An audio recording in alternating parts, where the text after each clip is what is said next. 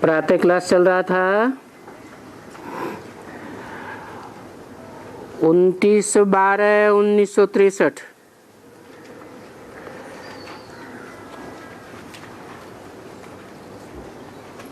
जो रिवाइज हुई है 29/12/64 को। 8वें पेज के मध्याह्न में बात चल रही थी। जिसने पहले भक्ति शुरू की होगी वो ही फिर मेरे पास यहाँ आएंगे। माने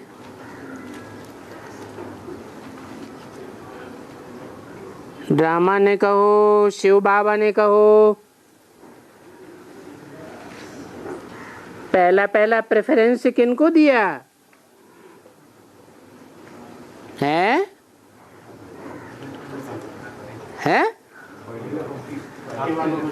पहले नंबर में भक्ति करने वालों को प्रेफरेंस दिया,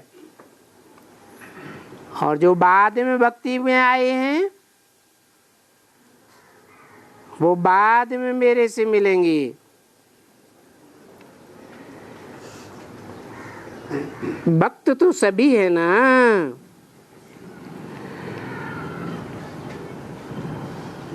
तो सभी भारतवासी थोड़े ही आएंगे।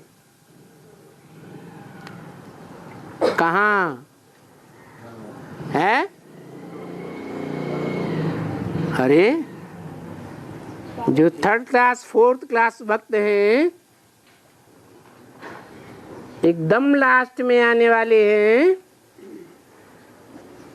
अति की तमो प्रधान भक्ति कर रहे हैं, अत्यंत व्यभिचारी भक्ति,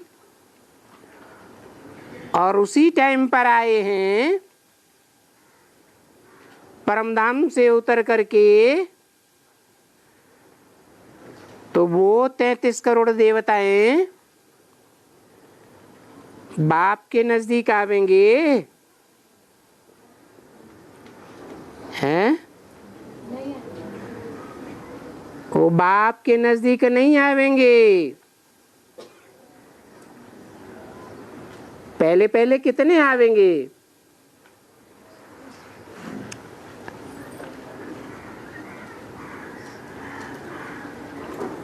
है 8 आवेंगे। फिर नंबरवार 108 आवेंगे। ये तो राजवर्ग हो गया। फिर राज परिवार वाले आवेंगे। उसके बाद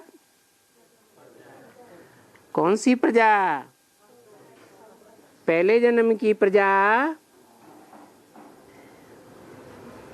या बाद वाले जन्मों की प्रजा? पहले जन्म की जो प्रजा होगी उसकी क्या खसूसियत होगी?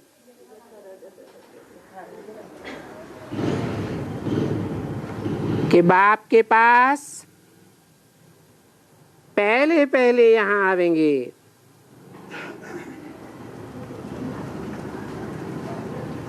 है? अरे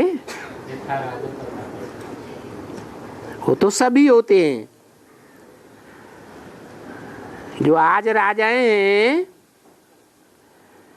यथा राजाएं हैं वैसी प्रजा नहीं है क्या?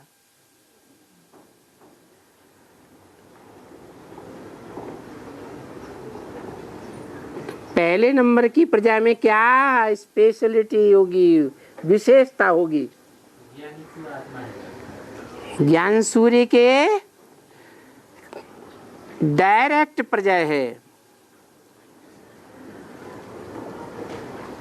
बाप के फर्स्ट क्लास वारसदार भी हैं।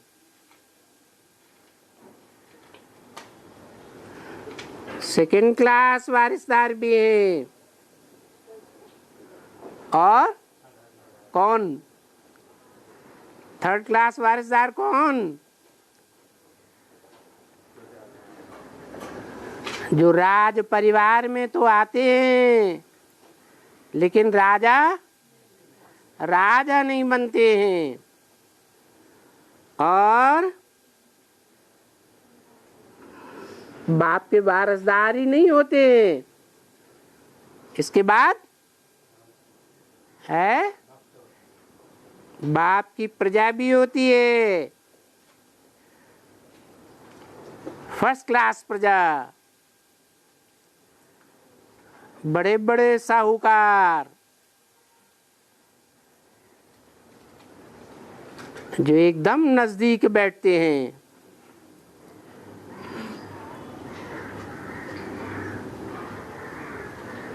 सेकेंड क्लास साहूकार और थर्ड क्लास साहूकार।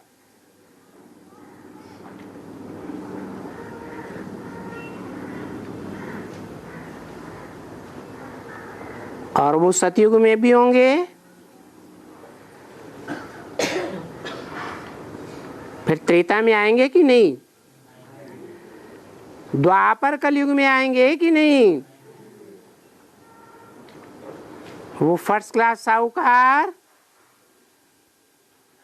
कलयुग में भी आते हैं। भामाशाह को कौन सी लिस्ट में रखेंगे? भामाशाह का नाम सुना है? अरे राणा प्रताप का नाम सुना? राणा प्रताप को जब घास की रोटियां खानी पड़ी थी, वर्षों जंगल में रहना पड़ा था, तो कौन से साहूकार ने सहयोग दिया है? भामाशाह ने ढेर की ढेर संपत्ति दे दी और उस संपत्ति से महाराणा प्रताप ने फिर से राजधानी जमा ली।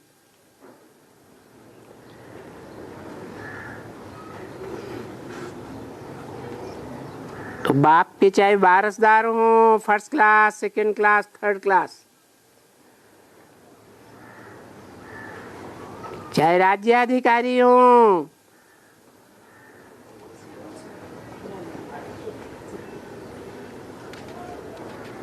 और चाहे 16,000 की लिस्ट में आने वाले राज परिवार के सदस्य हों, ऐसे नहीं कि सतयुग में ही ऊंचे पद पाते हैं।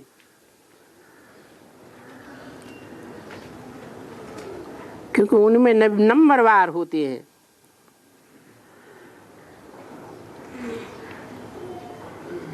तो जो ऊंचे ग्रेड के होते हैं वो अंत तक भी सहयोगी बनते हैं, क्योंकि शिव बाबा सिर्फ संगम युग में ही होता है या और युगों में भी होता है? हैं? शिव बाबा और युगों में भी होता है। फिर परम नाम में कौन पड़ा रहता है? है? जो आत्माओं का बाप है, बाबा नहीं है, वो परमधाम वासी 5,000 वर्ष, 100 वर्ष कम। और जो शिव बाबा है, साकार और निराकार का मेल,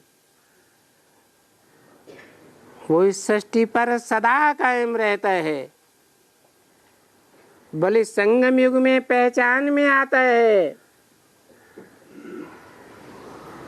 और युगों में पहचान में नहीं आता है, फिर भी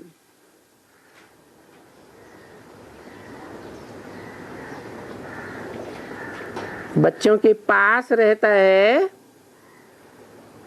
या दूर चला जाता है? पास ही रहता है। तो बताया कि सभी भारतवासी भगत थोड़े ही मेरे पास आवेंगे।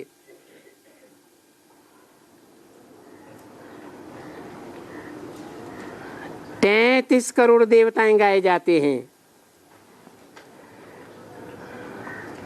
उनमें सतयुग में कितने हैं? 2 करोड़। सतयुग के अंत तक 2 करोड़ और त्रेता के अंत तक 10 करोड़ और कलयुग के अंत में 33 करोड़। निराकार बाप के नजदीक से भी नीचे आ जाते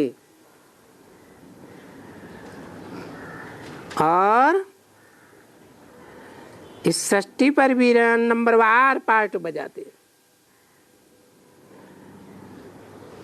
परंतु वो सब भारतवासी भगत मेरे नजदीक नहीं आ पाते। बुद्धि से ये विचार करना चाहिए, इस समय में भारत की जो संस्था है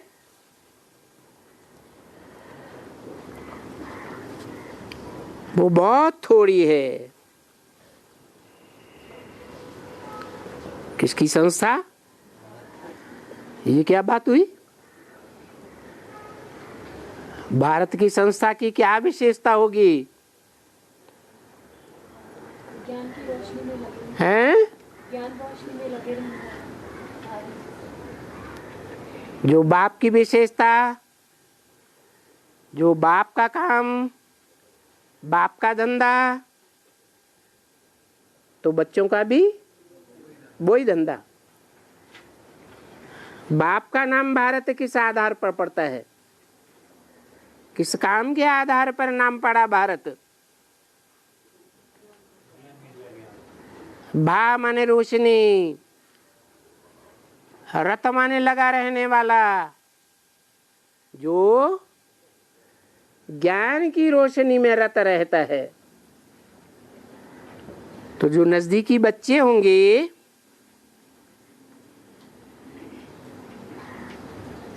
जिनकी संस्था बताई,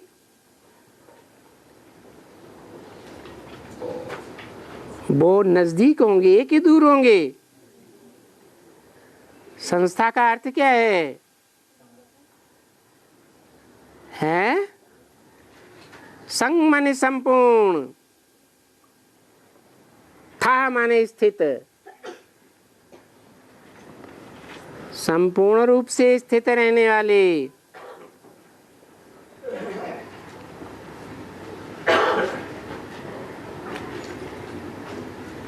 सेंसस है, उनमें सेंस कम है या ज्यादा है? हैं? सेंस है या नॉन सेंस है? वो बहुत थोड़े। नहीं तो भारत की सबसे जास्ती होनी चाहिए। क्या? संस्था। क्योंकि सतयुग से लेकर के हम भारतवासी हैं, वो तो सबसे ही जास्ती होने चाहिए। है? फिर क्यों? फिर थोड़े क्यों रह जाते हैं? हाँ, क्योंकि और धर्मों में कन्वर्ट हो गए हैं। क्रिश्चियंस में कन्वर्ट, मुसलमानों में कन्वर्ट, बौद्धियों में कन्वर्ट।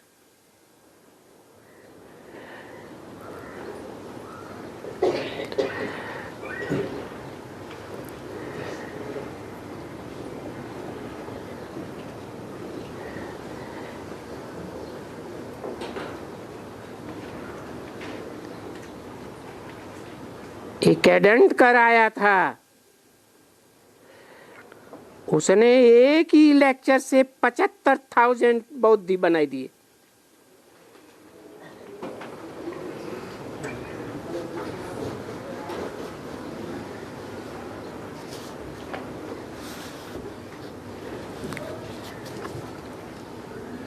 तुम लोगों ने अखबार पढ़ा होगा, अभी कहाँ हम देवताएं ऊंचे ते ऊंच कुल, ये ऊंच कुल और नीच कुल का रिवाज भारत में होता है ना।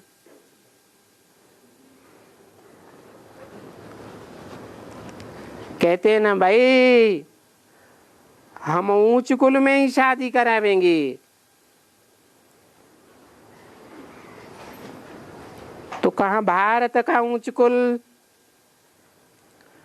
और कहाँ वो धर्म भ्रष्ट हो गए, कर्म भ्रष्ट हो गए, कन्वर्ट होकर के कोई मुसलमान बन गए। अरे देखो तो सही, क्या से क्या बन गए। ऊंचे ते ऊंची बिरादरी वाला कोई बौद्ध ही बन गए, कोई क्रिश्चियन बन गए, कोई किस में चले गए। ये ड्रामा, क्योंकि बाबा बोलते हैं ना, जब जब भारत की धर्मग्लानि होती है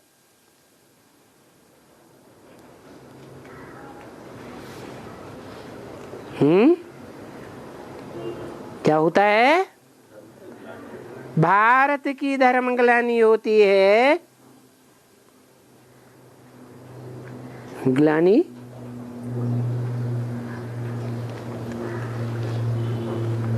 ग्लानि का उल्टा क्या है? महिमा।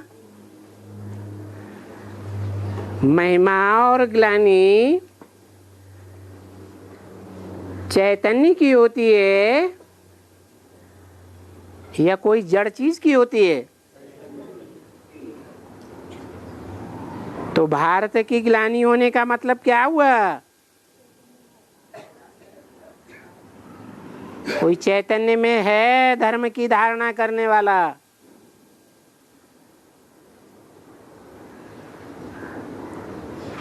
जिसकी ग्लानि करने वाले निकल पड़ते हैं। अभी शूटिंग हो रही है कि नहीं हो रही है?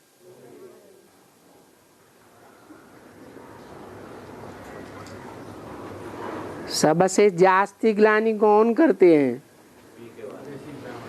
है भारत की सबसे जास्ती ग्लानि करने की शूटिंग करने वाले कौन है इस समय प्रैक्टिकल में? है? अरे इस दुनिया में कोई दिखाई देते हैं या नहीं दिखाई देते? कौन? ब्रह्मा कुमार, अम्मा कुमार,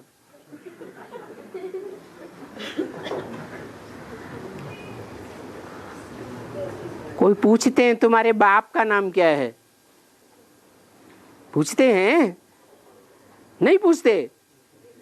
सारी दुनिया क्या पूछती है? तुम्हारे बाप का नाम क्या है? कोई ये पूछता है तुम्हारी अम्मा का नाम क्या है? हैं? नहीं पूछता। अगर कोई न बताए बाप का नाम या झिझक जाए,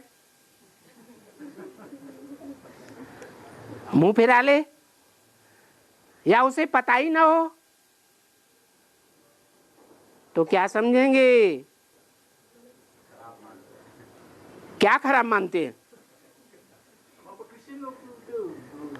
हैं? हैं? हाँ, उसका भी बाप। हाँ बताया ना, तो उसका कारण होगा कोई, वो कारण को उघाड़ के सामने लाओ। क्यों नहीं बोलते? अरे क्रिश्चियंस में बाप का नाम अक्सर करके क्यों नहीं बताते? है? वो भी कन्याकुमारी से बोलते हैं। मन कुंवारी से पैदा होते हैं। वही तो ऑटोमेटिक बात है, कन्याकुमारी से पैदा वो कैसे? कोई दुनिया में मानेगा कि कुमारी से बच्चा पैदा हुआ है? कोई अंदर श्रद्धालु होगा तो मानेगा, बाकी ऐसे तो होता नहीं कि कुमारी से बच्चा पैदा हो। माना झूठ बोलता है या सच्चा बोलता है? हैं? झूठ बोलता है। इधर मुरली में क्राइस्ट और कृष्ण की राशि मिला दी। क्या? किससे पैदा हुआ? क्राइस्ट किससे पैदा हुआ? कहते कन्या से पैदा हुआ। और उन्होंने फॉलो किसको किया है? कृष्ण को फॉलो किया। तो क्या कृष्ण कन्या से पैदा हुआ था? है? फिर कैसे फॉलो कर लिया? है? राशि मिलाते हैं नहीं, संगम युग में जो संगम युगी कृष्ण प्रत्यक्ष होता है संसार में, जिस संगम युगी कृष्ण की यादगार में शास्त्र बने हुए हैं, उसको प्रत्यक्षता रूपी जन्म देने वाला कौन बनता है?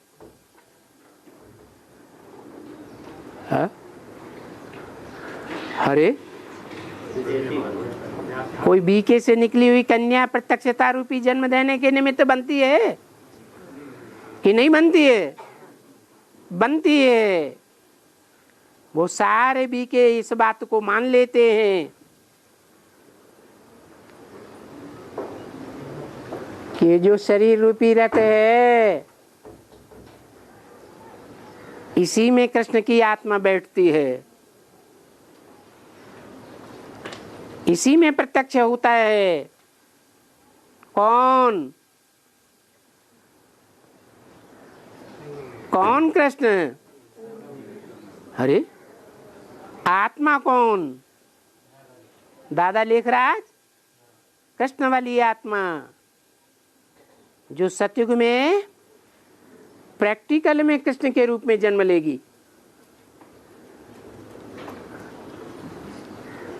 तो क्राइस्ट या क्रिश्चियंस के बारे में जो ये कहावत है, मान्यता चली आ रही है कन्या से पैदा हुआ, वो सच्ची हुई या झूठी हुई है? अरे संगम युगी कृष्ण के रूप में तो सच्ची हुई, लेकिन क्राइस्ट के लिए तो झूठी ही कहेंगे।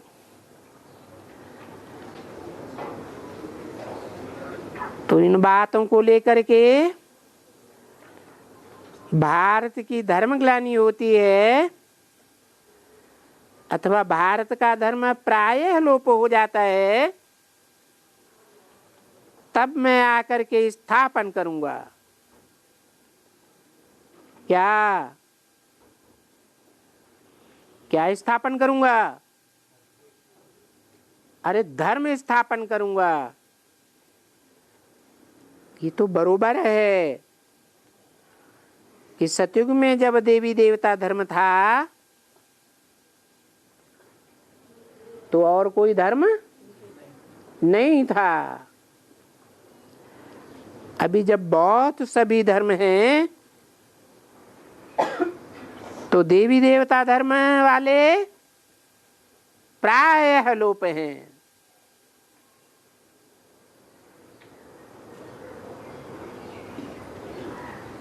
यदा कदा कहीं देखने में आते।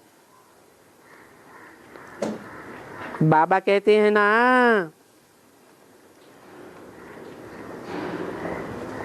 धर्म ग्लानि हो तब तो मैं आऊं ना। देवी देवता धर्म स्थापन करने के लिए।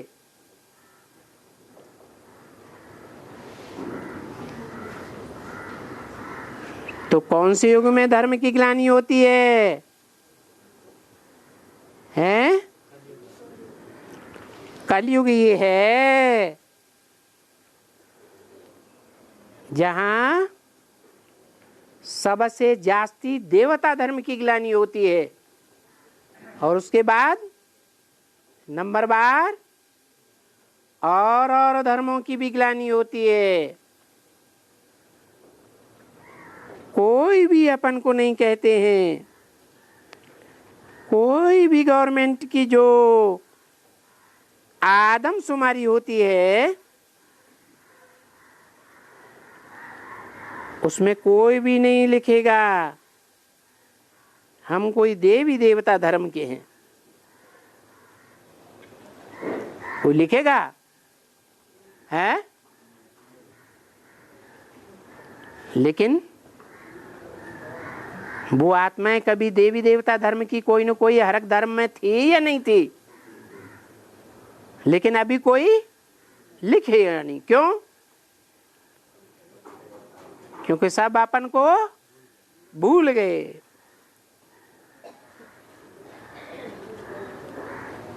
देवी देवता धर्म का नहीं लिखेंगे, बाकी सब लिखेंगे हम इस धर्म के हैं, इस धर्म के हैं, इस धर्म के। क्रिश्चियन से क्रिश्चियन लिखेंगे, मुसलमान अपन को मुसलमान लिखेगा, परंतु ऐसा कोई नहीं है जो देवी देवता धर्म का अपन को लिखे। तो अभी हम क्या लिखें? हैं? क्या लिखें? देवी देवता धर्म का लिखें? तो बताना पड़ेगा कि आपका ओरिजिन कौन है? है? अरे हर धर्म का कोई धर्म पिता होता है या नहीं? तो बताना पड़े। तो हम क्या लिखें? अगर हम उन सेंसेस में लिखते हैं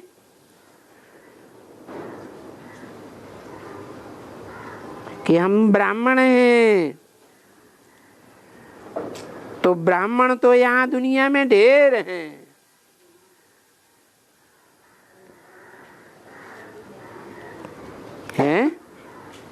हैं ढेर? हैं? ढेर हैं या नहीं है? असल में ब्राह्मण है। क्यों है? असल का मतलब है ब्रह्मा की औलाद ब्राह्मण, ब्रह्मा के फॉलोअर ब्राह्मण। जैसे विष्णु के फॉलोअर वैष्णव, शिव के फॉलोअर शैव,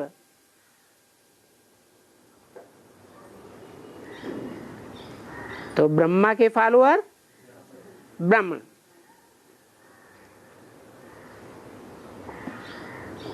और ब्राह्मण भी खास करके दो प्रकार के हैं। कौन कौन? एक मुखवंशावली और दूसरे कुखवंशावली।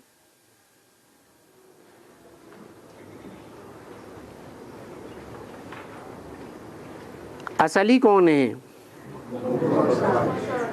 जो मुख की निकली हुई वाणी को फॉलो करें, वो है असली ब्राह्मण, श्रेष्ठ ब्राह्मण। और नंबर दो के कुख वंशावली। वो श्रेष्ठ क्यों नहीं है? क्यों श्रेष्ठ नहीं? अरे मुख श्रेष्ठ होता है या कोख श्रेष्ठ होती है? आज की दुनिया में भी, बाहरी दुनिया में भी जो कुख वंशावली ब्राह्मण है वो अपन को ब्राह्मण की कोख से पैदा हुआ मानते हैं, गोद से जन्म लिया हुआ मानते हैं, कि अपन को मुख वंशावली समझते हैं, है? कोख से पैदा हुआ ही मानते हैं। हमने अमुक ब्राह्मण की गोद से जन्म लिया, क्योंकि समझते हैं ब्राह्मणों की नौकरियां होती हैं। दुनिया में 9 धर्म हैं, तो नौकरियों के आधार पर 9 धर्म बने, 9 वंश के ब्राह्मण हुए। सब उन ऋषियों की संतान।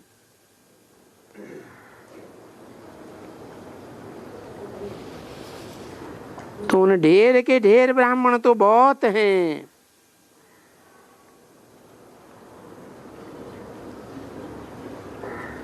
उनको अगर हम देवता लिखें सबको,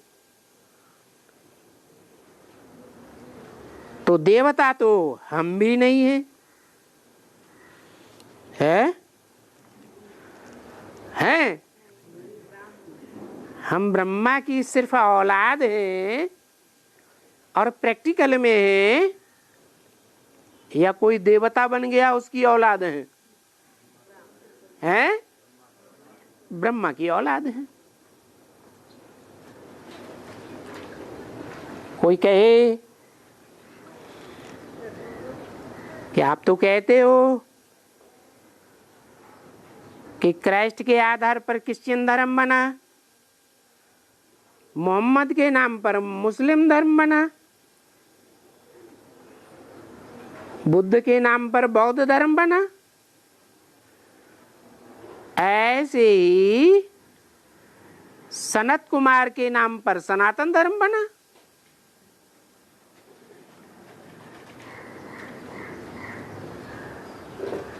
तो आप जो योगियों का ईश्वर सनत कुमार माना गया है धर्मशास्त्रों में, उसका फॉलोअर अपन को नहीं मानते क्या? है? मानते कि नहीं मानते हैं? मानते। कौन है सनत कुमार? अरे ब्रह्मा का बड़े ते बड़ा, ज्ञान में बड़े ते बड़ा पुत्र। ज्ञान में बड़ा तो हम समझते हैं कि बड़ा है, ज्ञान में कम है तो छोटा ब्राह्मण। लेकिन है किसकी संतान? ब्रह्मा की संतान है। तो वो जो ब्रह्मा की आदि संतान सनत कुमार, वो देवता था या ब्राह्मण था? ब्रह्मा की औलाद था। क्या था? ब्राह्मण था। तो हम देवता तो हैं नहीं, लेकिन कहा तो जाता है ब्राह्मण सो देवता। तो ब्राह्मण सो देवता कब बनेंगे? है? जब वो योगियों का ईश्वर सनत कुमार स्वयं योग की सिद्धि को प्राप्त हो जाए, संपूर्ण योगी बने, तो संसार में किस नाम रूप से उसका नाम और मूर्तियां प्रसिद्ध हुई? है, शंकर के नाम से मूर्तियां प्रसिद्ध हो गई। दुनिया में जितनी भी खुदाइयां हुई हैं, उन खुदाइयों में सबसे जास्ती वो ही नग्न मूर्तियां मिली हैं। नग्न मूर्तियां क्यों? ब्रह्मा और विष्णु की तरह कपड़े पहना हुआ क्यों नहीं है? क्योंकि ब्रह्मा और विष्णु ये साकार रूपधारी है। साकार शरीर की याद भूली हुई नहीं कहेंगे। और उनको नंगा क्यों दिखाया जाता है शिव शंकर को? कि साकार शरीर रूपी वस्त्र को बुद्धि से त्याग दिया है। इसलिए चाहे वो जैनियों की तीर्थंकर मूर्तियां हों और चाहे वो देवताओं के आदि ईश्वर आदिदेव की मूर्तियां शंकर की हों, वो मूर्तियां सनत कुमार के ही संपूर्ण रूप योगीश्वर रूप की हैं। ऐसे नहीं योगियों के ईश्वर दो होंगे या एक होगा,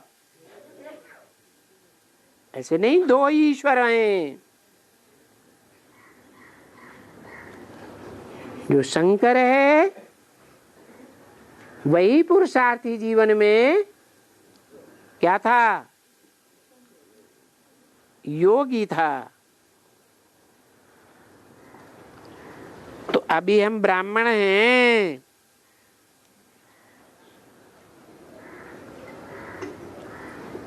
देवता नहीं है। तो ब्राह्मण भी दो प्रकार के हुए,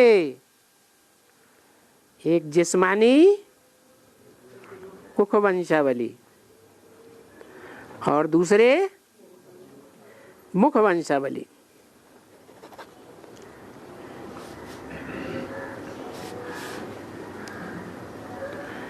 जिस्मानी का मतलब क्या हुआ है? कोख वाले ब्रह्मा की संतान। जिस ब्रह्मा ने कोख में बैठा बैठा के प्यार किया, कोख माने गोद में बैठा बैठा के प्यार दिया, लालन पालन किया,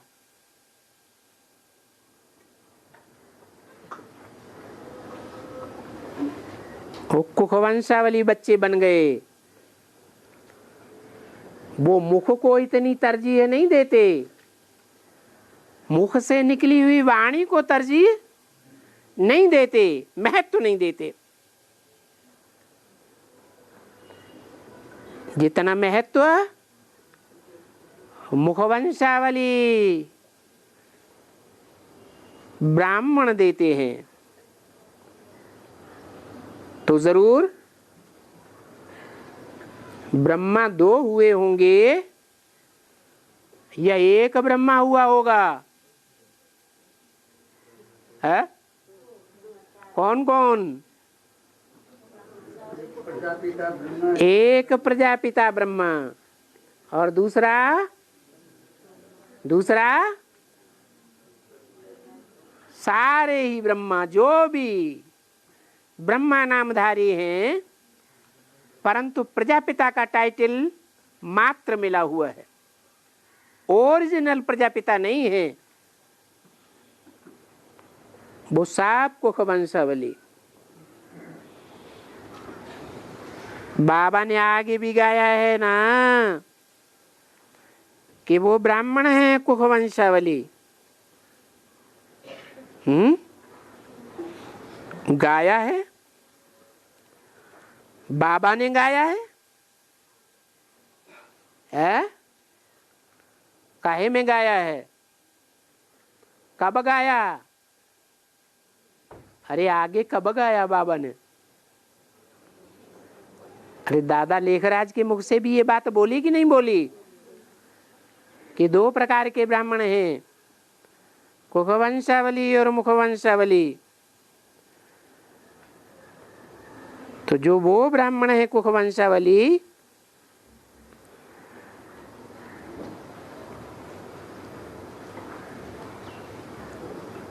वो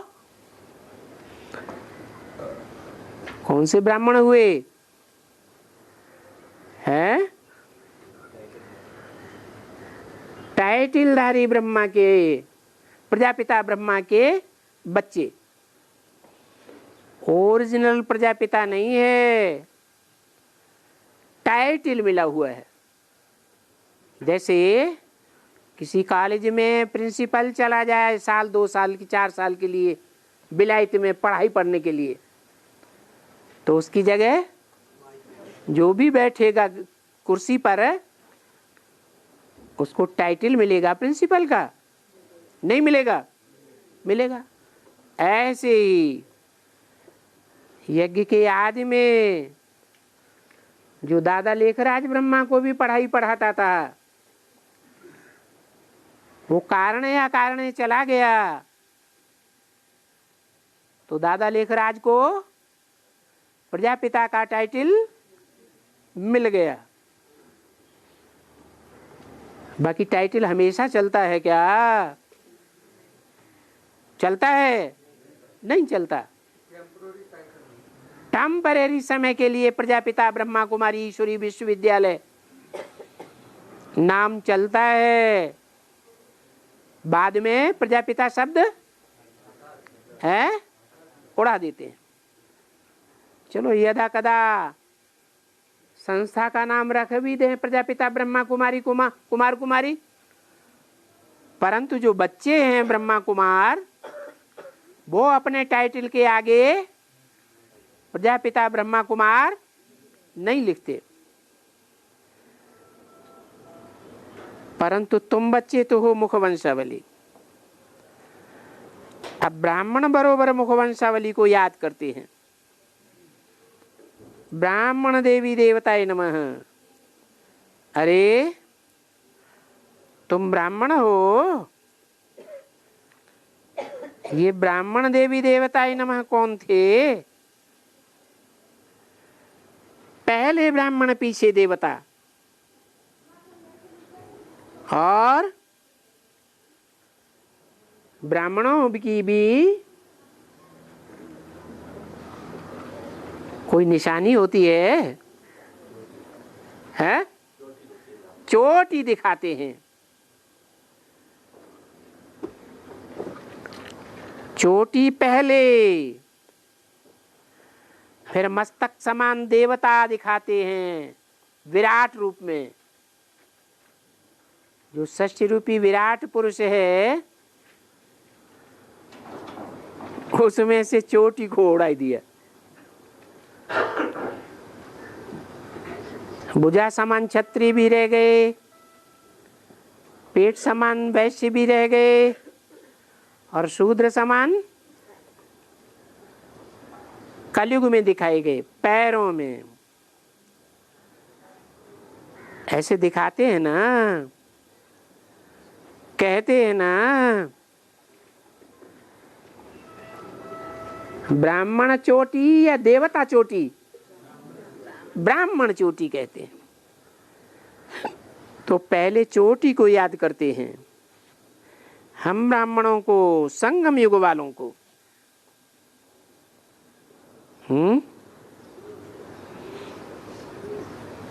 ये काय का संगम है? आत्मा और परमात्मा का संगम। कौन सी आत्मा और परमात्मा का संगम है? क्या कलयुग के अंत में जो आत्माएं उतरती हैं, 33 करोड़ देवताएं, उनके साथ संगम परमात्मा का? किसके साथ संगम? ज्ञानी तो आत्माएं तो ढेर हैं। जो भी सूर्यवंशी हैं वो ज्ञानी तो आत्माएं हैं, भले प्रजावर्ग की या ज्ञानी है, अरे जो भी प्रजा होती है अपने राजा को जानती है या नहीं जानती है? तो जो भी सूर्यवंशी हैं वो जानकार हैं, ज्ञानी हैं या अज्ञानी हैं? तो वो संगम युग वाले ब्राह्मण कौन हैं? जिन्हें कहें चोटी के ब्राह्मण। यज्ञ के आदि में भी चोटी में थे और अंत में जब प्रत्यक्षता होगी तो भी चोटी में होंगे। और भले दुनिया अभी नहीं जानती है, क्या गुप्त पाठधारी हैं, गुप्त सेवाधारी हैं, दुनिया की नजरों में अननोन है, बट बाबा की नजरों में वेरी वेल नोन वॉरियर्स। वो संगम युग वाले ब्राह्मण कौन है?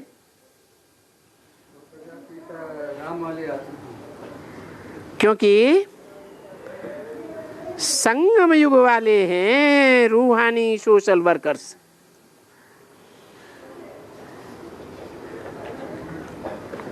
कौन सा वर्क करते हैं? सोसाइटी की तो सेवा करते हैं, परंतु जिस्मानी सेवा नहीं करते हैं। अरे जिस्मानी सेवा कोई नहीं करते हैं? ये क्या बोल दिया है? ये क्या बोल दिया? पहले चोटी को याद करते हैं हम ब्राह्मणों को, संगम युग वालों को, क्योंकि संगम युग वाले हैं रूहानी सोशल वर्कर्स है। जो बाप का धंधा सो बच्चों का धंधा, दूसरा कोई धंधा नहीं। बाकी सब हैं जिस्मानी सोशल वर्कर।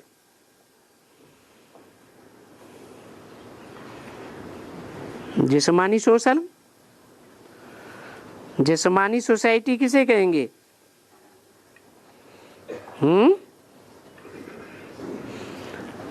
जिस्मानी सोसाइटी और रूहानी सोसाइटी क्या मतलब है? अरे जो जिस्म के पोषण के लिए जिंदा रहते हैं, एड़ी चोटी की ताकत लगा करके जिंदा रहते हैं, जिस्म की पालना के लिए जिंदा रहते हैं, जिस्म माने एक जन्म के लिए लड्डू पेड़ा और बढ़िया बढ़िया मकान रोटी और कपड़ा खाने के लिए जिंदा रहते हैं, उनको क्या कहेंगे? जिस्मानी या रूहानी? जिस्मानी। और रूहानी किन्हें कहेंगे? जो आत्मा के 84 जन्मों की सुख शांति के लिए जिंदा रहते हैं, उनको कहेंगे रूहानी सोशल वर्कर्स। वर्कर्स तो सभी हैं। क्या दुनिया में ऐसे नहीं कि मनुष्य ही वर्कर हैं? कीड़े मकोड़े चींटी पतंगे सब काम करते हैं पेट के लिए कि नहीं? काम तो सब करते हैं, वर्कर्स तो सभी हैं, परंतु इसको कहा जाता है रूहानी वर्कर्स। किसको है? जो आत्मा के अर्थ पुरुषार्थ करता है, आत्मा के अर्थ जिंदा रहता है। आत्मा अर्थात 84 जन्मों के लिए प्रयत्नशील है, उसको पुरुषार्थी कहेंगे। पुरुष माने क्या? आत्मा। अर्थ माने क्या? आत्मा के लिए जिंदा रहे, आत्मिक पोषण के लिए जिंदा रहे। क्यों? आत्मा के पोषण के लिए जिंदा क्यों रहे? शरीर के बिना आत्मा काम करेगी क्या? अरे शरीर का भी महत्व है या नहीं है? तो हम शरीर के लिए जिंदा रहें? क्यों नहीं रहे हैं? अरे क्यों? जब शरीर का भी हिस्सा है, बिना शरीर के आत्मा कुछ काम नहीं कर सकती। इसलिए कि शरीर विनाशी है और आत्मा अविनाशी है। आत्मा 84 जन्म रहेगी और ये शरीर इसे एक जन्म ही काम आएगा। वो भी कोई का काम आता है, कोई का काम नकामा शरीर हो जाता है।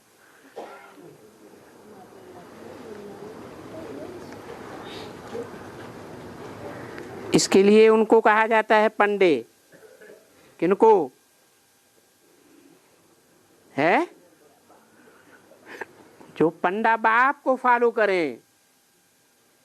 पंडा बाप क्या करता है? कहाँ का रास्ता बताता है? हैं? हाँ, मुक्तिधाम और सुखधाम का रास्ता बताता है।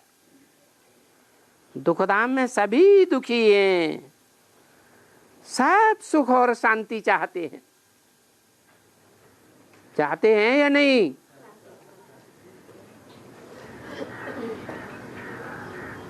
कोई में भयंकर भूत प्रेत प्रवेश करे तो उससे पूछना, तुम्हें सुख चाहिए कि नहीं चाहिए, शांति चाहिए कि नहीं चाहिए। जरा शांति से बैठो तो क्या करेंगे? मारे देहबान के, वो शांति से बिल्कुल नहीं बैठेंगे। तो क्या उनको सुख और शांति नहीं चाहिए? है? कैसे पता चले? वो तो मांग ना करते हैं। हमें सुख और शांति भी नहीं चाहिए, अशांत रहो और दुनिया को अशांत करते रहो, इसी में मजेदारी है। तो क्या ये अंदर की आवाज निकलती है उनके अंदर से, या बाहर से बोलते हैं? ये बाहरी आवाज है। अंदर से उनके भी बैठा हुआ है कि हम सुख शांति में रहें, लेकिन रास्ता नहीं किसी ने बताया। उल्टे उल्टे गुरुओं के चक्कर में आकर, तांत्रिकों के चक्कर में आकर के और ही फंस मरे। तो झूठ बोलते हैं। तुम तो हो रूहानी बाप पंडा के रूहानी पंडे बच्चे। पंडयति ले जाए। कहाँ ले जाता है पंडा? रास्ता कहाँ का दिखाता है? हैं? अरे दुनिया में जो पंडे होते हैं वो कहाँ का रास्ता दिखाते हैं? हैं? अरे भगवान के धाम का रास्ता दिखाते हैं या नहीं दिखाते हैं? परंतु वो तो झूठा रास्ता दिखाते हैं। जड़ मूर्तियों का, जड़ मंदिरों का रास्ता दिखाते हैं। वहां थोड़े समय के लिए जाकर के शांति हो जाती है, थोड़े समय के लिए मनसा का सुख मिल जाता है, बाद में वापस आते हैं तो फिर दुख और अशांति में लौट आते हैं। परंतु ये तो सच्चा पंडा बाप है, और उस सच्चे पंडे बाप के हम सच्चे रूहानी पंडे हैं। मिक्स हैं या प्योर हैं? प्योर हैं। पेट के लिए कोई धंधा नहीं करते।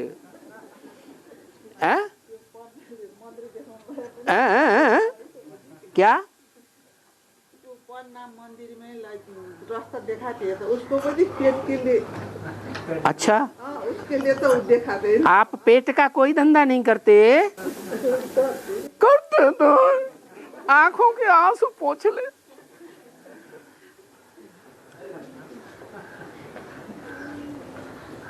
तो तुम हो रूहानी पंडे।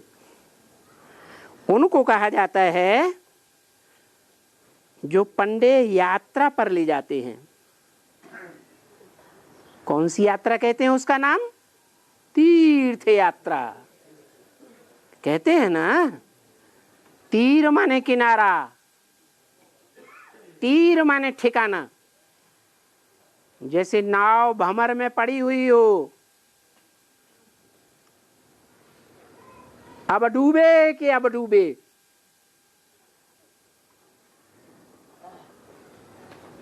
विकारों में गोते खा रहे हैं,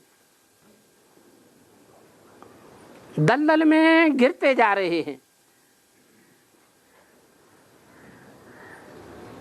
समझते हैं कि अब डूबे कि अब डूबे। ऐसे डूबे हुओं को वो मल्लाह कहो, पंडा कहो, उनके शरीर रूपी नैया को ठिकाने लगाता है, किनारे लगाता है। तो पंडे यात्रा पर ले जाते हैं, तीर्थ यात्रा। तीर माने किनारा, ठिकाना, श्रेष्ठ ते श्रेष्ठ ठिकाना। था माने स्थान, श्रेष्ठ ठिकाने के स्थान पर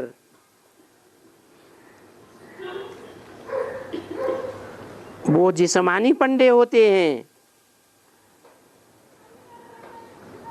उनको कहा जाता है पंडे।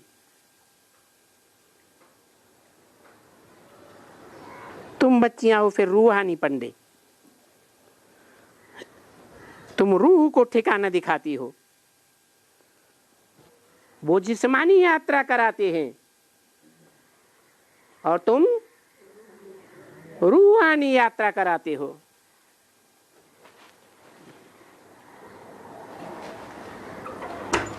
तुम सबको राह बताते हो अपने परम धाम जाने के लिए, निर्वाण धाम जाने के लिए।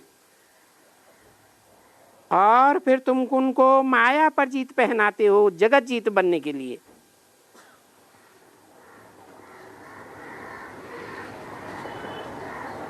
इसलिए क्या गायने है, माया जीते जगत जीत।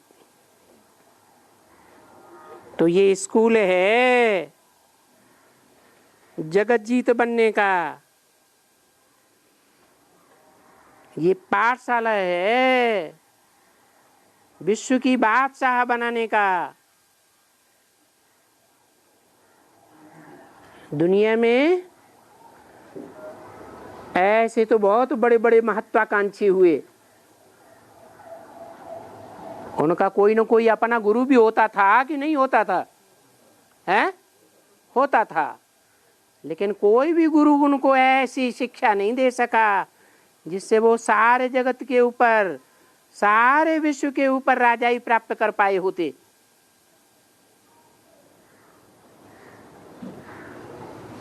दुनिया में ठोकरें खा खा के मर गए।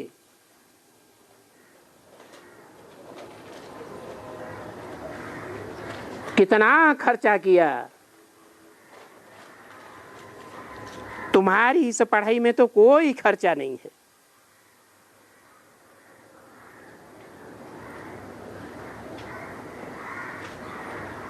उन्होंने लड़ाइयां लड़ी तो हिंसक लड़ाइयों में खर्चा किया या नहीं किया?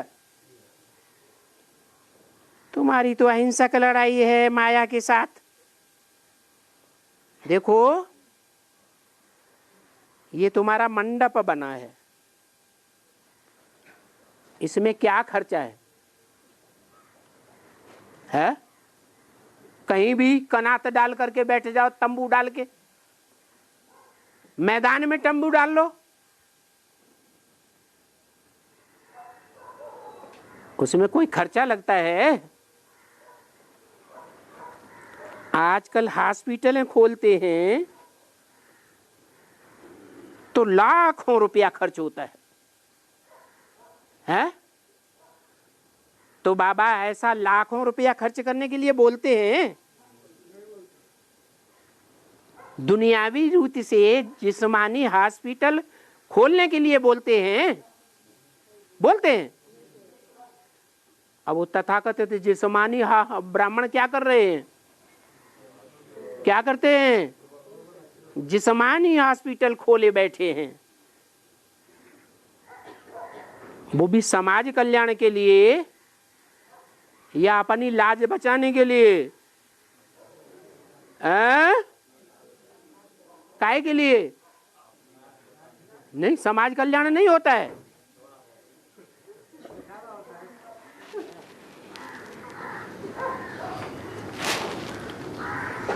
और तुम तो एक कमरा लेकर के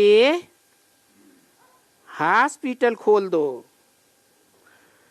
तो वहां मनुष्य 21 जन्म के लिए तंदुरुस्त हो सकते हैं। कौन सा हॉस्पिटल? तुम्हारी हॉस्पिटल का नाम क्या है? रूहानी हॉस्पिटल, गीता पाठशाला, हॉस्पिटल कम यूनिवर्सिटी की शाखा है या नहीं है? तो इसमें है कोई खर्चा? 3 पैर पृथ्वी का जिसमें तुम रहते हो उसी कमरे में ये हॉस्पिटल खोल दो, उसी कमरे में खाना बनाओ, उसी कमरे में रात को सो जाओ, सवेरे उठ करके झाड़ू पोछा लगा करके सफाई करके उसी में क्लास लगा दो। आने वाले जो मरीज हैं उनकी परवरिश करो। आने नहीं आता है बाबा। अभी ये देखो शास्त्रों में वामन अवतार दिखाया है। किसका मिसाल दिया है? वामन अवतार। वामन अवतार क्यों? इसका नाम वामन अवतार क्यों रखा है? नहीं, ये एक अंगुल होता है ना, ऐसे 52 अंगुल नाप दो। क्या?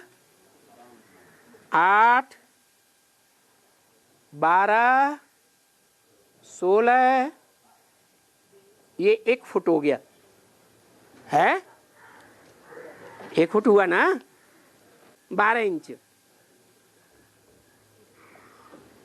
और उस 52 की लंबाई क्या थी? है 12, 12 चौकू 48 माने 4 फुट 4 इंच। कितना? 4 फुट 4 इंच।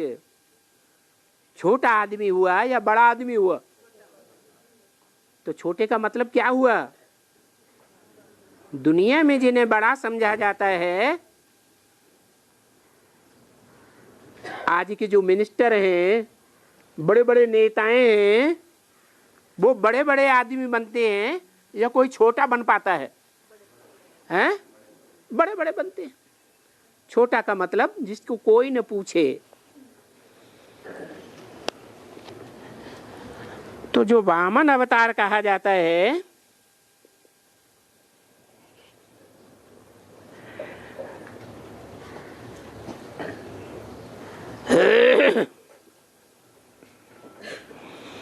तीन पैर पृथ्वी के उसको नहीं मिलते थे। किसको? वामन अवतार को नहीं मिलते थे। तब तो बड़े राजा के यहां पहुंचा। किसके पास है? उस समय पृथ्वी का राक्षसों के बीच में, राक्षसों का राज्य था। उस राक्षसी दुनिया के बीच राक्षसों का सबसे बड़े राजा का नाम क्या था? बलि।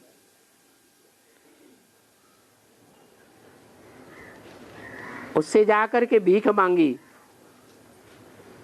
मांगी तो क्या मांगी है? अरे भाई, आप तो बड़े ते बड़े साहूकार हो, दुनिया के बड़े ते बड़े राजा हो, कुछ तो हम ब्राह्मण को दो। तो क्या मांगा? 3 पैर पृथ्वी। ट्रेन में जो बर्थ होती है सोने की, कितने पैर की होती है? हैं? 3 पैर पृथ्वी होती है ना, कि ज्यादा होती है? हैं? सर छुपा के सो जाओ, रोज सो जाओ। अच्छा, ट्रेन में न सही, किसी के घर में कोई कहे हमारे घर में सो जाओ। दिल्ली में बड़े बड़े ब्राह्मण निकले, बड़े साहूकार थे,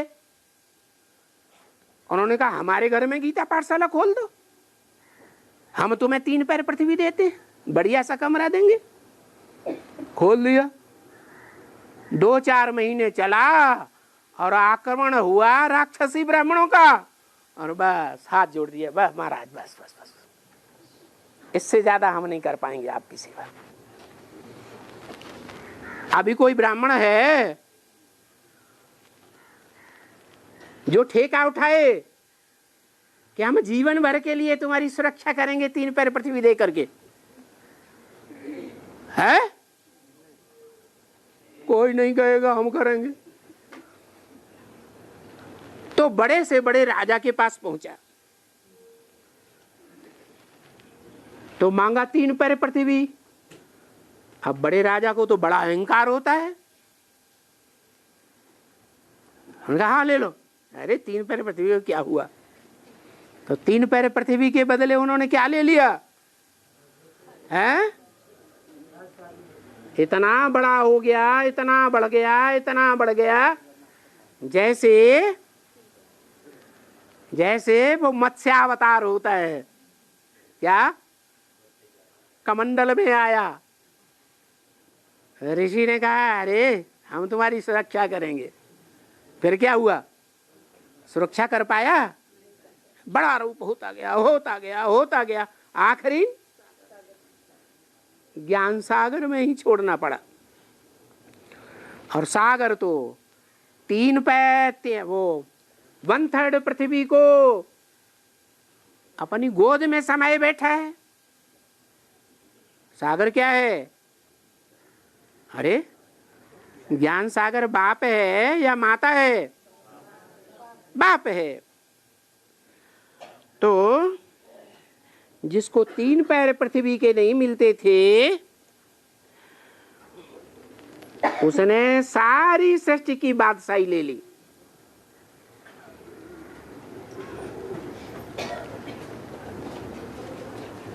तो ये जो 24 अवतार बताए हैं, 10 अवतार बताए हैं, वो 10 अवतारों की बात है या एक ही अवतार को अलग अलग रूपों में दिखाई दिया है? एक ही अवतार को अलग अलग रूप में दिखाई दिया है। ओम शांति।